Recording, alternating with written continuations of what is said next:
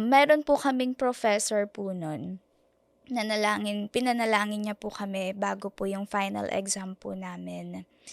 And I found myself po na sumasagot din po sa panalangin. Yung exact words na ginagamit po sa panalangin tumatagos po sa akin. Sobrang salamat po talaga sa pagtawag. Matagal ko 'tong inaral, ilang taon din akong nakinig. Gusto kong maging kaani sa Iglesia ni Cristo. I ended up with only one religion on my list, and that is Iglesia ni Cristo. Pagtawag, a convert story. Magandang araw po sa inyong lahat. Welcome po sa ating programa, Ang Pagtawag, A Convert Story. Ako po ang inyong lingkod, kapatid na Mar Oriondo, at muli ay samahan po kami sa pakikinig sa natatanging karanasan ng ating kapatid na tinawag ng ating Panginoong Diyos para maglingkod sa Kanya sa loob ng Iglesia ni Cristo. At para po kilalanin ang makakasama natin ngayong araw, pakinggan at panoorin po natin ito. Ang host ng playlist ng Iglesia ni Cristo Production Company. This is Angel at yes, it's a lovely Wednesday kaya po akong makakasama ninyo for our episode tonight. Masiglang may tungkulin at naglilingkod sa tanggapang pangkalahatan ng Iglesia ni Cristo. Ang kanyang kasiglahan, buhat sa pagkaunawa sa tamang pagkilala at pagsamba sa ating Panginoong Diyos. Kilalanin si kapatid na Angelica Mondragon mula sa lokal ng Templo Central, Distrito Eklesiastiko ng Central, at alamin ang kanyang istorya ng pagtawag. Here in the Church of Christ, come with me. Ang makakasama po natin ay si kapatid na Angelica Mondragon mula po sa lokal ng Templo Central, Distrito Eklesiastiko ng Central.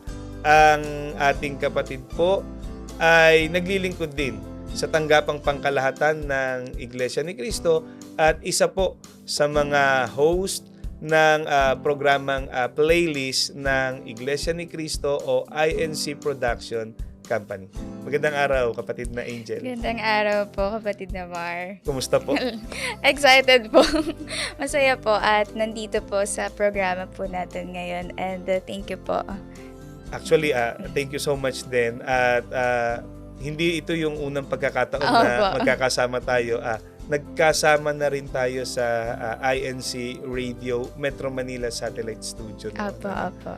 Paano ka na punta into hosting? Yun nga yung nabanggit sa pagpapakilala sa'yo. At hindi ko lang sure, pero yun ba yung unang stint mo rin sa hosting yun sa Metro Manila? Opo, ang nag-start po ako niyan 2020 po. So, pandemic pa po niyan. District Multimedia po sa Distrito ng Central. Bale, nagsimula po ako as sa Metro Manila Satellite Studio, sa INC Radio. And then, naging correspondent po sa INC TV, ganyan po. And then, nagkaroon po ng mga program po na under po ng INC Radio po talaga. Yung dati pong Wow with Bob po. Pero malaking, kumbaga, desisyon sa'yo na bukod sa nag-start ka nga into hosting, kasama namin dito sa INC Radio, tumaas pa yung level kasi talagang eto na, nasa Iglesia ni Cristo Production Company ka na, tapos nasa paglilingkod ka sa tanggapang pangkalahatan ng Iglesia ni Cristo. Hindi ba yan parang nag-isip ka na baka gusto mo pang mag-explore? Paano nangyari? Hindi po. Kasi, parang ito po talaga yung pangarap po. Kasi maliban po yung ito pong ginagawa ko po ngayon sa INC Production Company, maliban po sa nakakapag-host po ako, ay isa rin po akong makeup artist. Yun po, bata pa lang po ako, mahilig na rin po ako mag-makeup while hosting din po. And then, na-enjoy ko po yung nakaharap sa camera.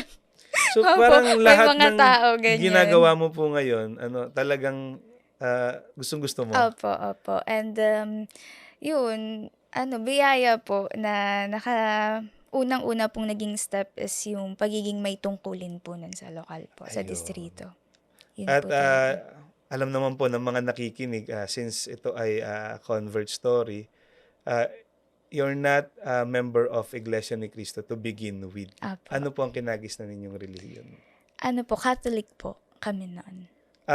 As a Catholic, gaano kayo kasigla? Ano-ano yung mga paglilingkod na ginagawa ninyo? Masigla po, kasama ko po yung parents ko.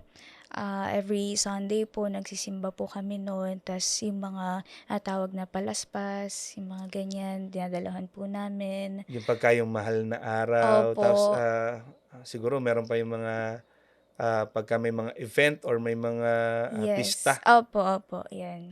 So, Ganun po talagang- kami ka-active doon. May time pa po noon na kasama po ako doon sa parang youth club po yung sa church din po nila. During that time po, nung hindi pa kayo kaanib sa Iglesia ni Cristo, may idea ka na about Iglesia ni Cristo? Wala po. Wala po ka-idea. Pero po nung nag-aral po ako sa New Era University po, doon po ako nagka-idea po. Before pa po nun, enrollment time, ganyan. Ang mga idea ko lang po nun ay kulto. Kulto po. Kulto daw Yun po. ang malimit sabihin ng mga Apo. nasa labas ng Iglesia ni Cristo. And sa physical naman po, yung mga nakikita ko po, pagka yung mga babae po nasamba, talagang mahaba yung mga dress nila, ganun. Ayun po yung mga una-una ko pong mga nalalaman po during enrollment time po for New Era po. And then, nung nasa New Era na po ako, syempre na ano po sa akin nung family ko na huwag ka sasama dyan, mga iglesia ni Manalo yan, kulto yan, ganyan, mag-ingat ka, mga ganun So may po. ganun talagang Apo. naririnig. Apo. Sagutin po natin yun, Ate Angel, no? Yun nga, kulto. Apo. Ano ang napatunayan mo tungkol sa Iglesia ni Cristo nung ikaw ay na-expose na sa Iglesia ni Cristo? Po, syempre po, hindi po totoo. Unang-una po, yun talaga yung mula nung nagsuri po ako, nakatanggap ako ng aral, yun po yung unang-una kong napatunayan na hindi po kulto ang Iglesia ni Cristo.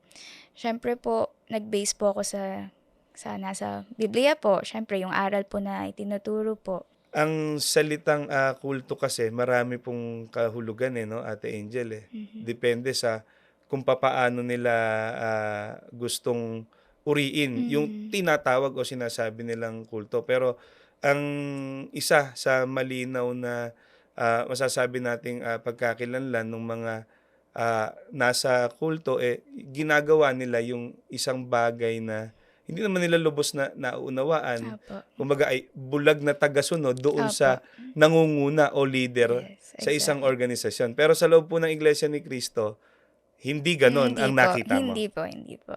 So Yun malinaw po. po sa'yo kung Opo. bakit nagsasagawa tayo ng paglilingkod sa Panginoong Diyos at malinaw po sa atin kung ano yung mga ginagawa nating practices na hindi po sinabi lang ng kung sinong tao, Opo. Ate Angel. Yes po, tama po. Gaya po nung sabi ko po kanina na habang nagsusuri po ako, galing po talaga sa Biblia po lahat. Kapatid na Angel, nung Opo. ikaw ay Iglesia ni Cristo na, bakit nga ba nabanggit mo, nakadress, nakaayos, tas ang haba ng damit? Maliban sa magaganda po talaga yung kasuotan po nung mga nakikita ko pong nasamba.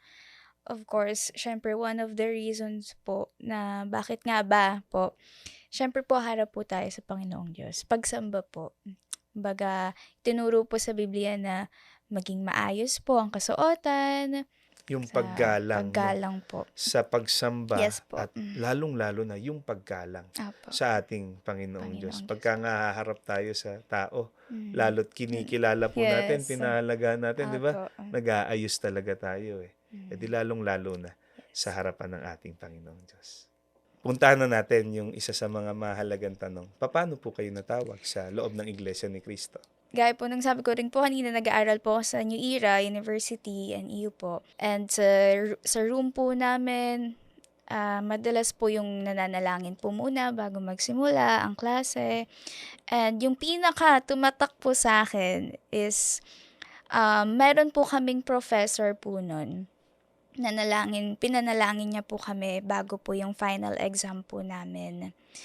And I found myself po na sumasagot din po sa panalangin. Hindi pa po ako iglesia po nun. As in, wala po akong alam na aral po, ganyan. Pero that time po talaga, na ano po, kumbaga, parang naano yung puso ko na, okay, yung exact words na ginagamit po sa panalangin, tumatagos po sa akin. Lumilitaw po na sumasang-ayon kayo dun Opo. sa panalangin po nung professor ninyo. Yes po. Para po sa kabatiran ng mga nakikinig na hindi kaanib sa Iglesia ni Cristo, sa loob po ng Iglesia ni Cristo, kapag ka nananalangin ay bilang pagsang-ayon sa panalangin, ay sumasagot po tayo ng opo at amen. At iyan Tama po. nakasulat din sa Biblia. Ginagawa rin po yan ng mga lingkod ng ating Panginoong Diyos sa pananalangin nila ng magkakasama sa pagkakatipon. From that point, ano po yung mga sumunod na nangyari? From that point po, doon na po nagsimula yung curiosity ko po. Like, paano ba sumamba or magsimba po nga nun ang tawag ko po. Nagtatanong po, paano ba kayo magsimba? Ganyan. Sa mga kaklase ko po na iglesia po, tatanong ko ganyan. And then, hiwalay babae, lalaki, ganyan. Tapos may oras at araw ng pagsamba, ganyan. Kung gusto mo, sabi sa akin, kung gusto mo, sama ka minsan sa mga pamamahayag. So, sige, okay ako. Parang nakikurious po kasi ako So, nakakasama na po ako nun. Simula po nun, nangyari po, nalipat po ako ng course. So, from that course na pinanggalingan ko po, meron po ako naging kaklase naman po na anak po ng ministro. So, naging kaibigan ko po talaga siya. Super close po kami. Tapos, paras din po kami nagte-training. As in, sabay po kami ng halos na activities po namin sa school. Tapos po, nagkaroon po kami ng professor po na ministro.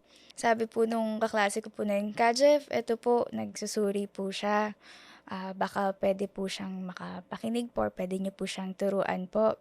So, ako naman wala po yun sa usapan namin, pero nakakapagkwento po ako sa kanya ng curiosity ko po. So, sabi ko, opo, pwede po ako, ganyan. And then, sige, simula po tayo, siguro, pwede ka ba mamaya? So, that day din po nag-start po kami. Tapos, na parang, nagsimula na po kami that day after po nung klase po namin. Tapos, unti-unti parang, okay, habang nagtuturo, sumasagot ako, ganyan. Parang nagsisink in sa akin sa utak ko yung mga, meron po akong comparison dun po sa dati ko pong sa religion ko po nun, sa Catholic po, at sa aral po na natatanggap ko po that time. Tapos, after din po noon, kasi that was Monday, and then Tuesday, nag-start na rin po ako sumamba ng Wednesday. So, yun po yung pinaka-first ko po na pagsamba after first na aral po na tinuro po nun. Tapos, simula po nung first na pagsamba ko po, nagtuloy-tuloy na po ako nun. Ano po yung partikular na aral na itinuro po sa inyo na nakatawag ng pansin sa inyo at nasabi ninyo, totoo ang aral sa loob ng Iglesia ni Cristo. Tama ito, mag-i-Iglesia ni Cristo ako. Yung pagsamba po sa tunay na Diyos po. Yun po talaga. I think, simula po nung nagsuri po ako, yun po yung mga hinahanap-hanap ko po na part. Parang yung sa pag-aaral po, yun po yung hinahanap ko na bakit bawal sumamba or dun sa mga Diyos-Diyosan, yung mga ribulto, ganun po. Kasi dami po niya namin sa bahay. Punas nung ribulto, ganyan. Prepare ka sa ribulto, ganyan. Yan po yung mga ginagawa ko po noon. Yun po, yung tumatak sa akin, yung bawal po sumamba sa mga Diyos-Diyosan. Binagbabawal po ng Opo. Panginoong Diyos yun. Naroon na lang din tayo sa nabanggit ninyo, yung pagsamba sa tunay na Diyos. Ano po ang naunawaan ninyo ukol sa tama sa pagsamba, kahit na rin sa tunay na Diyos? Ano po ang naunawaan ninyo ukol doon? Yung pagsamba po sa tunay na Diyos po. Kasi, ang dami po nating nakikilala na nagpapakilalang Diyos po. Eto, ganyan.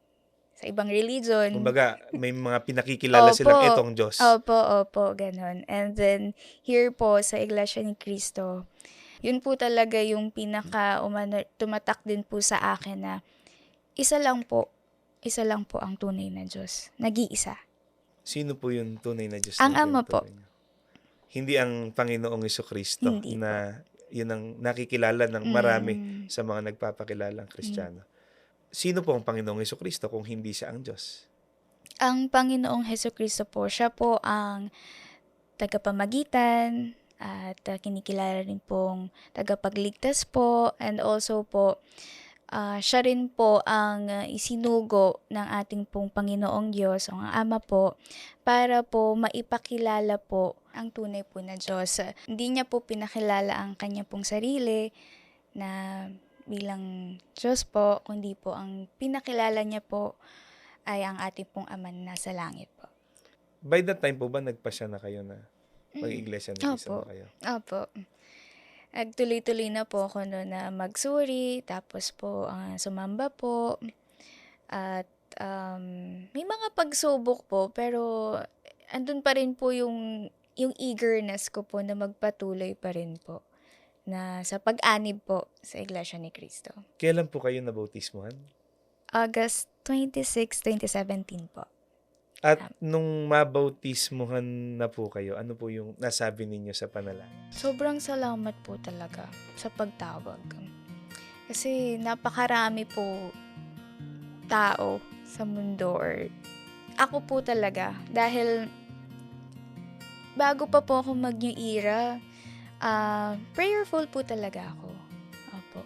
At during po na first aral po, nagpipray po ako. Although hindi ko pa po exactly alam kung paano po ako tatawag, pero nagpipray na po ako noon na wala na po yung sign bago po mag-pray po noon. Yung sign of the cross Sign ba? of Yung the, tinutukoy yes po po, ninyo? apo, yung sign of the cross na wala na po yun. And kaya, nung sumapit po ako sa araw po ng bautismo ko talaga, marami pong mga pagsubok pa po nun na dumaan. Kaya sobrang pasasalamat po talaga that time. As in, sobrang saya po. Maraming salamat kapatid na Angel sa pagbabahagi kung paano ka natawag sa loob ng Iglesia ni Cristo. Pero may mga pag-uusapan pa tayo. Bitinin lang natin saglit. Huwag po muna kayong aalis, magbabalik po ang pagtawag pagkalipas lang po ng ilang paalala. Nagbabalik po ang pagtawag, Convert Story, at ang kasama po natin ngayon ay si kapatid na Angelica Mondragon mula po sa lokal ng Templo Central, Distrito Eclesiastico ng Central.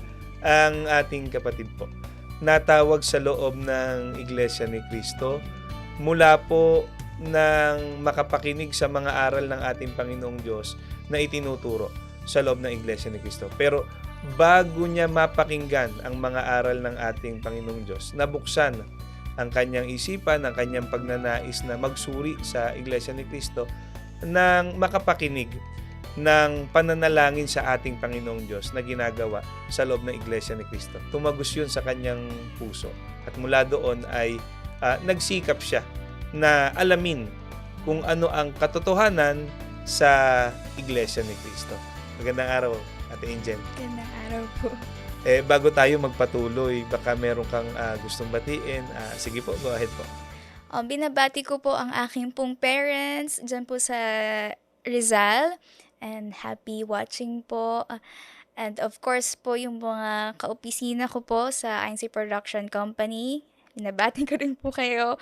And dito po sa aming pong lokal, ang kapatid na Oliver de la Cruz, ang aming pong destinado, at ang aming pong tagapangasiwa po ng distrito, ang kapatid na Diosdado F. Dates po. Magandang araw po sa inyo. Maraming salamat, Thank Ate you po. Angel. At pagbati sa lahat po ng mga sumusubaybay, walang sawang nakikinig sa programang ito, ang Pagtawag, A Convert Story, saan man po kayong panig ng mundo. Nababasa po namin yung inyong mga pagbate, yung inyong mga comments, at maraming salamat po sa inyong suporta. Kapatid na Angel, nabanggit po ninyo kanina na maraming struggle din, Yes. may mga pagsubok kayong pinagdaanan bago kayo nakarating sa banal na bautismo. Ano yung ilan sa hindi nyo makakalimutan na pagsubok na awa ng Diyos nalagpasan po ninyo? Opo. Ang pinaka hindi ko po makakalimutan talaga siyempre po yung relationship po namin nung magulang ko. Yun po yung isa sa naging malaking pagsubok po talaga. And that relationship po, siyempre po nung una na nagsusuri po ako noon, talagang andun po yung paghadlang na in words po and also yung gamit ko po nun pang ilaw, yung uniform ko, sige susunugin mo yan. Umabot po sa gano'n na 'pag di ka pa tumigil susunugin ko yung uniform mo para hindi ka na makapag-aral. And, andun din po sa point na yung para lang po makasamba po ako, magtatago po ako ng damit ko po. Babaunin ko po sa school. Tas dun ko na po may locker po kasi ako, so dun ko na po ilalagay. Hindi ko pa nga po yung damit, damit po yun ng ate ko kasi wala po talaga akong dress nun. So, yun po para po nanghihiram po ako sa clothes po ng ate ko. So, yung una yung relationship po namin and also yung paano po, yung paraan po na para po ako makasamba, ipatago po yun na ginagawa ko po nun. Kasi po, automatic po na hindi ka pwede, ganun. Papaano dumating sa point na natanggap din nila at sinuportahan ka rin nila eventually sa iyong pasya? Wala po masyadong kumikibo sa akin sa bahay. Ramdam mo po na awkward po, ganun. And ramdam din po na medyo ilang po sila sa iyo. Sasabihin po nila, iglesia ka na? Parang ganun na disappointed yung tanong ba. So, ako po, nagsusuri, ganyan. Tapos, meron po nun yung mga kapatid ko rin, di ba, iglesia ni Manalo yan. So, tapatanong din yung tanong man nila po. So, ako, hindi, iglesia ni Cristo yan. Parang, kino-correct ko po sila. May po siya, parang, low-key pang uusin, ganun. Ganun po siya. Kasi, una, naiintindihan ko po kasi una, hindi naman po nila alam. Tama. Kaya, kino-correct ko rin po sila in a nice way po.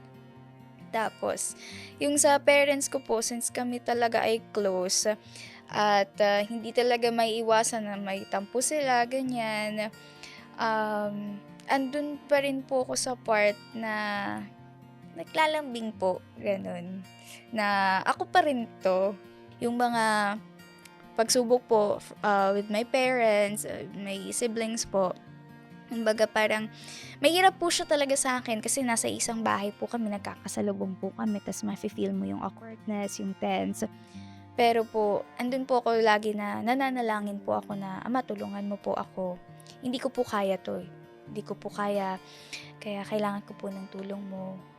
Pamilya ko po sila, mahal ko po sila. At tulungan mo po akong mapaunawa po sa kanila yung ginagawa ko at yung pagtanggap po.